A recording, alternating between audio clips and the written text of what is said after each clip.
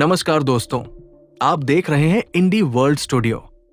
आज हम बात करेंगे उस फैशन धोखे की जिसे देखकर हर भारतीय का खून खौल जाए। सोचिए, आपके रोज पहनने वाली कोल्हापुरी चप्पलें, आपके गमछे और दुपट्टे अब विदेशी रैंप पर लग्जरी फैशन बनकर लाखों में बेचे जा रहे हैं, वो भी बिना भारत का नाम लिए। प्राडा जैसी मशहूर फैशन कंपनी ने भारत की परंपराओं और कला को बिना क्रेडिट दिए अपनी स्टाइल बना लिया है। क्या ये फैशन है या चोरी?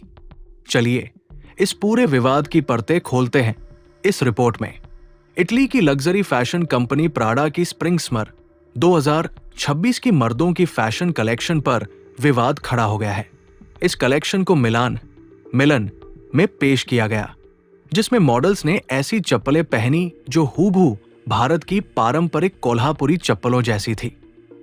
फैशन जानकारों और आलोचकों ने प्राडा पर भारतीय संस्कृति की नकल और उसका श्रेय न देने का आरोप लगाया है।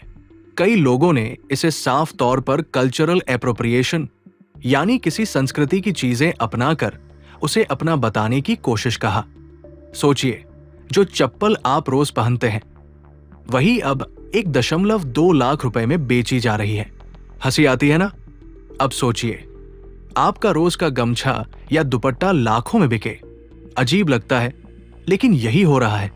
भारत की सदियों पुरानी डिजाइनें, कपड़े और हस्तशिल्प को विदेशी ब्रांड नया नाम, नई पैकिंग देकर बेच रहे हैं और बिना भारत को कोई क्रेडिट दिए।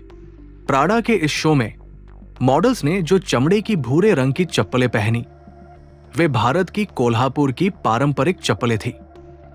ये चप्पलें पीढ़ियों से महाराष्ट्र में कारीगरों द्वारा हाथ से बनाई जाती है, लेकिन इस फैशन शो में न कोल्हापुर का नाम लिया गया, न ही किसी भारतीय कलाकार का जिक्र। बस एक लग्जरी ब्रांड का टैग और $1000 यानी करीब 1.2 लाख रुपए का दाम। प्राडा ने अपने फैशन शो के निमंत्रण के साथ चमड़े की टो रिंग्स, अंगूठियां भी भेजी। ये भी भारतीय स्टाइल से मिलती जुलती थी, लेकिन फिर भी कोई श्रेय नहीं दिया गया। ग्लोबल फैशन मीडिया ने इसे मूल डिजाइन कहकर तारीफ की, जबकि असल में ये भारत की विरासत थी, जिसे साफ साफ पश्चिमी चश्मे से पॉलिश करके महंगे दाम पर बेचा जा रहा था। भारतीय फैशन जानकारों ने इन चप्पलों को तुरंत पहचान लिया और सवाल उठाया, इनका असली स्रोत क्यों नहीं बताया गया? सोशल मीडिया पर हंगामा मच गया।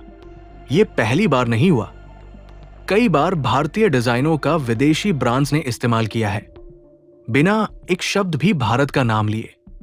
एक यूट्यूबर ने मजाक किया, इन चप्पलों को पहनकर दूध लेने जाऊं। हंसी आई, लेकिन बात गहरी थी। वही चप्पल जो हम दिवाली में पहनते हैं या मोहल्ले की दुकान तक दूध लेने जाते समय, अब विदेशी ब्रांड उसे फैशन बना रहे हैं। पहले भी ऐसा हुआ है, जब एक रंग बिरंगा दुपट्टा टिकटॉक पर वायरल हुआ और उसे स्कैंडिनेवियन वेडिंग स्कार्फ बताया गया, लेकिन हर भारतीय जानता था वो दुपट्टा था, कोई नॉर्डिक डिजाइन नहीं। आजकल फैशन इंडस्ट्री में भारतीय डिजाइन को नया नाम देकर बेचने का चलन बढ़ गया है। पैस्ले डिजाइन, जो भारत और फारस से आया, अब वेस्टर्न बोहेमियन बन चुका है। लहंगे को मैक्सी स्कर्ट, बिंदी को फेस्टिवल जेम्स, मेहंदी को टेम्परेरी टैटू और धोती को हरम पैंट्स कहा जाने लगा है। ये सब कल्चरल लॉन्ड्रिंग है। मतलब, किसी संस्कृति से चीज लो, उसका नाम बदलो, बेचो और फिर कहो कि ये तो हमारा इनोवेशन है। एक नई फैशन ट्रेंड Y2K में 2 पीस प्रोम ड्रेस चल रही है, जो असल में लहंगा जैसा दिखता है, लेकिन कोई नहीं पूछता कि ये डिजाइन आया कहां से है। लोग अब ऑनलाइन आवाज उठा रहे हैं, मैक्सी स्कर्ट नहीं, लहंगा है, श्रेय दो, रिब्रांड मत करो। सिर्फ फैशन नहीं, ब्यूटी इंडस्ट्री भी यही कर रही है। 2022 में मॉडल हेली बीबर ने ब्राउनी ग्लेज लिप्स का ट्रेंड शुरू किया, जो ब्राउन लिप पेंसिल और ग्लॉस का कॉम्बिनेशन था। लेकिन ये स्टाइल ब्लैक और लैटिना महिलाएं 1990 के दशक से कर रही थी, क्योंकि उनकी स्किन टोन के लिए शेड्स ही नहीं होते थे। बीबर का क्लीन गर्ल एस्थेटिक भी ऐसा ही था। असल में ये महिलाओं के पुराने लुक को उठाकर नया बताने की कोशिश थी। साफ बात यह है, फैशन का कोई बॉर्डर नहीं होता और इंस्पिरेशन जरूरी है, लेकिन इंस्पिरेशन और चुराने में फर्क होता है। अगर आप किसी संस्कृति से कुछ ले रहे हो तो उसका सम्मान भी करना होगा, मतलब उसका नाम लेना, उन लोगों के साथ काम करना, उन्हें मुनाफा और पहचान देना। प्राडा सच में कोल्हापुरी चप्पलों को सम्मान देना चाहता तो उसे कोल्हापुर के कारीगरों से जुड़ना चाहिए था, उनकी कहानी दुनिया को सुनानी चाहिए थी। लेकिन ऐसा नहीं हुआ। बस डिजाइन उठाया, चमकाया और अपने नाम से बेच दिया। ये फैशन की पुरानी आदत है, ट्रेंड चुराओ, इतिहास मिटाओ। हो सकता है अगली बार साड़ी का ब्लाउज ब्राइडल क्रॉप टॉप बन जाए या जूतियां मोरक्कन स्लीपर्स बनकर लौटें। अगर beauty industry Korean skin care की तारीफ कर सकती है तो फैशन इंडस्ट्री भी भारतीय डिजाइनों को उनका हक क्यों नहीं देती? अब समय आ गया है कि हम ट्रेडिशनल वियर को बीते जमाने की चीज कहना छोड़ें, क्योंकि ये सिर्फ अतीत नहीं, आज का गर्व भी है। ये है इंडियन वियर और हमें इसे गर्व से कहना चाहिए।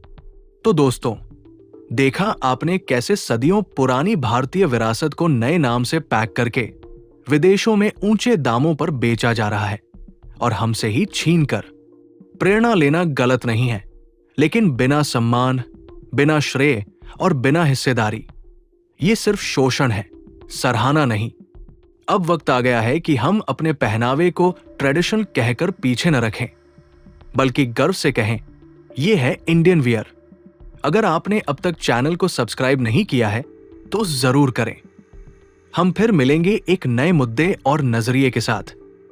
तब तक के लिए जय हिंद, वंदे मातरम। ये थी खास रिपोर्ट इंडी वर्ल्ड स्टूडियो से। धन्यवाद।